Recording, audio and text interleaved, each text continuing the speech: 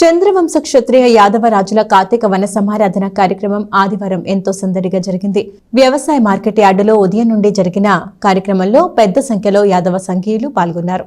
స్థానిక సుల్తానాబాద్లోని వ్యవసాయ market yard ఆవరణలో ఆదివారం చంద్రవంశ క్షత్రియ యాదవ రాజుల 13వ వన సమారాధన మహోత్సవం ఘనంగా నిర్వహించారు. కార్యక్రమంలో భాగంగా ఉదయం 8 గంటల నుండి ప్రత్యేక పూజా కార్యక్రమాలు నిర్వహించారు. పలువురు దంపతులు పాల్గొని శ్రీకృష్ణ భగవానుడికి పూజలు చేశారు. అనంతరం మధ్యాహ్నం వరకు పలు సాంస్కృతిక కార్యక్రమాలు నిర్వహించారు. ఆరాధ్యుల తేజస్వి ప్రఖ్య బృందంచే కూచిపూడి నృత్య ప్రదర్శనలు, దానబోయిన అప్పారావు బృందంచే కోలాట ప్రదర్శనలు నిర్వహించారు.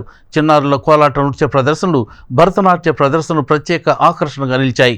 వివిధ రంగాల్లో ఖ్యాతి గడించిన ప్రముఖులను కమిటీ సభ్యులు ఘనంగా సత్కరించారు.